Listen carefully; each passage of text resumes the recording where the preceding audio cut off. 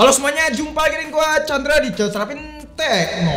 Tahun ini bakalan jadi tahun bergengsi buat Poco cuy. Setelah mereka berhasil ngejual Poco F6 sebanyak 30.000 unit. Dan ternyata nggak sampai di situ, mereka tahun ini ngejual sebuah tablet juga yang bisa dibilang lengkap buat produktivitas nih. Tapi bukan cuma buat produktivitas doang, tablet ini juga cocok buat kalian yang suka gaming. Dan harganya yang paling menarik kisaran cuma 3 jutaan aja. Lebih tepatnya 3.999.000. Tapi sebelum lanjut, gue pengen ngasih tau dulu kalau misalnya tablet ini punya kembaran, yaitu Redmi Pad Pro cuy. Ya secara desain ataupun secara spek juga bisa dibilang masih sama-sama aja. Ya mungkin kayak ibarat kata rebranding gitu kali ya. Cuma yang jadi pertanyaan buat Poco dan Xiaomi, lu mau jualan yang mana sih? Poco Pad ataupun Redmi Pad Pro nih? Nah, gue agak sedikit bingung ya. Tapi kalau misalkan sudut pandang gue, mengapa mereka jualan Redmi Pad Pro dan juga Poco Pad ini? Ya buat jadi opsi aja gitu loh ya. Dan bisa dibilang Poco Pad ini juga harganya jauh lebih murah ketimbang si Redmi Pad Pro ya teman-teman. Oke, harga Poco Pad sendiri sekitar 4 jutaan kembali 1.000, ya kita genapin jadi 4 juta ya teman-teman. Nah, untuk aksesorisnya seperti keyboard dan juga smart pen dari Poco ini ya, itu sekitaran 700 ribuan, entah keyboard ataupun smart pen ya teman-teman. Gue bisa bilang kalau misalkan kalian pengen buat produktivitas yang lebih, langsung beli aksesorisnya aja. Walaupun memang aksesorisnya ini seperti smart pen Poco ini ya teman-teman, yang bisa dibilang sih ya cukup ngebantu buat produktivitas kalian. Tapi nanti kita bakalan bahas di pertengahan video, karena untuk tablet itu bukan buat dipakai sehari-hari doang ataupun buat dipakai nge-game, cuman buat produktivitas dan buat mempermudah kita buat kerja sih ini bisa banget gitu loh ya. Contohnya dari segi layar, yang dimana layar dari tablet ini mendukung banget buat kita produktivitas teman-teman. Yang dimana layarnya sendiri punya ukuran 12,1 inch dengan bezel yang bisa dibilang cukup tebal di bagian atas ataupun di bagian bawah. Jujur walaupun panelnya pakai panel IPS, tapi experience yang didapat di sini bener-bener gokil banget. Gue nggak expect buat masalah warna dari tablet itu bener-bener gonjreng banget. Gue tadinya berpikir kalau misalnya ini menggunakan panel AMOLED si tabletnya satu ini, tapi nyatanya tablet ini cuma menggunakan panel IPS. Panel IPS-nya ini bukan panel IPS seperti layaknya smartphone Xiaomi ataupun Poco di kelas harga yang sama. Di sini bisa gue bilang panel IPS-nya udah next level banget teman-teman. Dengan ukuran layarnya besar 12,1 inch ini ngebuat produktivitas kita tuh bakalan jadi tanpa batas teman-teman. Bahkan bisa ngegantiin laptop gue teman-teman kalau misalnya gue scripting. Dan gue udah coba beberapa kali scripting dan bener-bener rasanya enak banget. Terutama buat aksesoris juga yang ngedukung gini seperti keyboardnya ya, dimana keyboardnya ini berasa tactile gitu. Walaupun memang tactile-nya ya layaknya seperti keyboard biasa sih, cuman kerasa enak lah. Silent juga untuk masalah keyboardnya, jadi nggak berisik gitu. Ini sih yang gua suka dari si keyboardnya si Poco ini. Apalagi kalau misalnya kalian tinggal tambahkan aksesoris seperti mouse, jadilah sebuah laptop kalau menurut gua ya. Nah jadi nggak usah bawa laptop lagi, cukup bawa tablet ini, bisa kalian bawa ke kantor ataupun ke kampus sekalipun. Untuk stylus-nya juga cukup lumayan responsif, sekedar gambar tipis-tipis kayak misalkan buat sketsa masih bisa banget diandelin. Walaupun memang bukan nilai jual dari stylusnya ini teman-teman, alias Poco Smart Pen ini. Nah di sini juga ada dua tombol yang dimana kalian bisa melakukan screenshot secara direct ataupun kalian bisa nge-selection bagian mana yang pengen di screenshot. Terus juga satu tombol lagi untuk membuka notes ataupun bisa membuka catatan secara direct juga.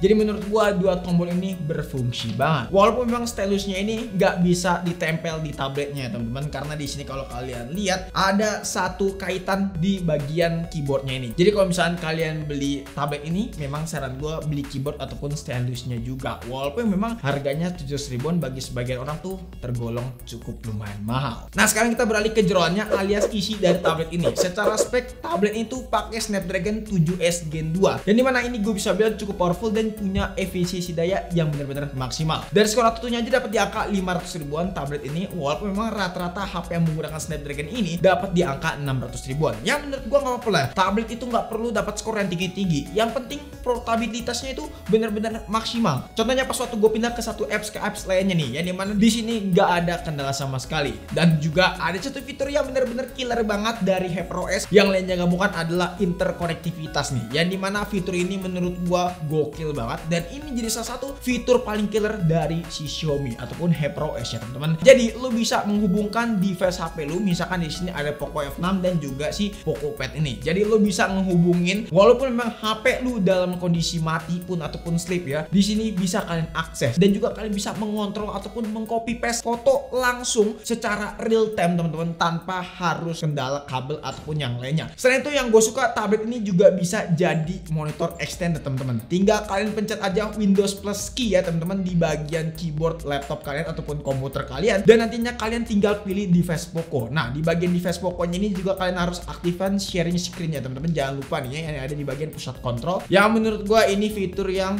cukup lumayan killer dan ngebantu buat produktivitas kalian lagi-lagi. Oke, sekarang kita langsung gaming test aja di tablet yang satu ini. Kita mulai dari game Mobile Legends Bambing nih, yang dimana settingannya kalau kita lihat di sini udah cukup oke. Dan pas waktu di in game, tablet ini tuh punya FPS yang menurut gue oke banget buat main game Mobile Legends. Tapi dengan catatan, gue cukup kesulitan buat kontrol di tablet dengan ukuran layar 12,1 inch lagi-lagi. Ya walaupun memang jauh lebih puas, mapsnya jadi lebih lega dan juga nggak buta map pastinya teman-teman. Genshin Impact juga demikian ya, settingan normal 60 fps walaupun ada drop tipis-tipis di sini berjalan cukup lancar teman-teman. FPS rata-rata itu gue dapat di angka 40 sampai 50-an fps. Nah, bukan cuman itu, buat ngontrolnya pun juga ya memang agak sedikit sulit tapi masih bisa lah. Kalau misalkan kalian buat main game emulator di tablet ini juga recommended banget. Contohnya di sini gue pakai Acer X2 ya teman-teman, yang seperti biasa kita pakai game emulator ini, dan di sini berjalan bener-bener lancar seperti game GTA San Andreas ataupun game yang lainnya pun juga demikian. Kalian tinggal konekin aja ke controller ataupun ke stick ya teman-teman, nanti bakalan jauh lebih enak ya, karena memang basically layarnya gede. Kalau buat main game emulator bakalan lebih recommended. Selain itu di FreeOS for tabletnya Xiaomi ataupun Poco, yang gue suka bukan cuma dari kestability-nya aja, tapi di sini buat aplikasi file manager jauh lebih disusun rapi teman-teman. Di PocoPad ini nggak ada iklan sama sekali bre. Di aplikasi musik nggak ada, aplikasi pemindai nggak ada, bloatware pun juga nggak ada cuy.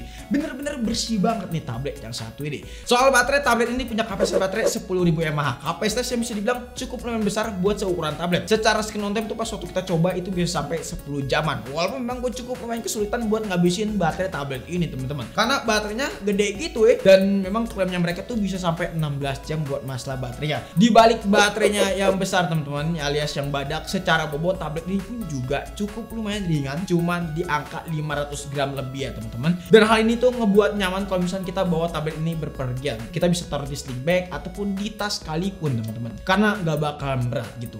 Kameranya pun juga punya setup yang mirip-mirip kayak Poco F6, walaupun memang ini cuma satu kamera aja, dan satu kameranya ini terkesan gimmick karena cuman flash LED teman-teman, alias LED flash ya. Nah buat hasil fotonya sih jangan berekspresi lebih, namanya juga tablet ya, hasilnya begini sebenarnya ala kadarnya gitu tapi menurut gua walaupun seala kadarnya, di sini PocoPad punya hasilnya menurut gua oke nih. Cuman menurut gua yang menarik di sini buat perekaman videonya nih, perekaman videonya masih dikasih fitur stabilisasi gitu Ini dynamic range-nya juga cukup oke, dan dia Full HD 30 fps di maksimal resolusi.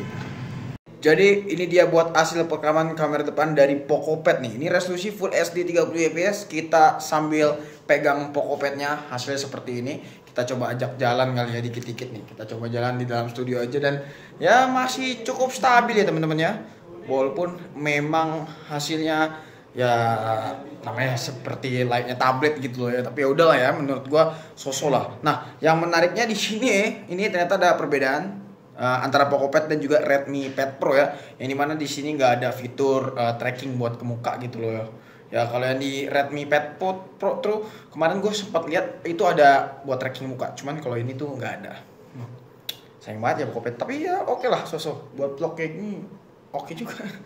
Kesimpulannya, dengan hadirnya PocoPad merupakan salah satu langkah bagus nih dari Poco. Makin banyak opsi buat kita pilih ya, walaupun memang secara spek nggak malu-maluin banget gitu loh Tapi dibalik itu semua, di harga 3 jutaan menurut gua PocoPad ini recommended banget, karena secara spek nggak malu-maluin banget. Bahkan ini lebih dari sebuah tablet di harga segitu teman-teman. Layarnya juga luas banget, gede 12,1 inch, dan ukuran baterainya juga nggak main-main 10.000 mAh. Yang gue suka sih dari segi aksesoris, yang dimana cukup lengkap karena di sini ada keyboard dan juga stainless gitu ya teman-teman. Ya ini jadi salah satu pendukung buat produktivitas kalian juga. Jadi kalau misalnya kalian pengen beli tablet ini, sekaligus kalau saran gue beli stylusnya juga ataupun beli keyboardnya. So mungkin cukup sekian aja video kali ini mengenai review dari PocoPad nih. Kalau misalnya kalian tertarik sama produk satu ini, langsung aja tulis di kolom komentar ataupun langsung klik link yang ada di deskripsi. Mungkin cukup sekian aja video kali ini. Kalau misalnya kalian pengen nanya ataupun BDM kita, boleh banget langsung tulis di kolom komentar. Nanya secara private juga boleh, langsung DM di Instagram kita di @repteko. Pengen join ke komunitas kita, boleh banget klik link yang ada di deskripsi. Sekali lagi, Chandra pamit, sampai jumpa di video selanjutnya. Until next time, goodbye.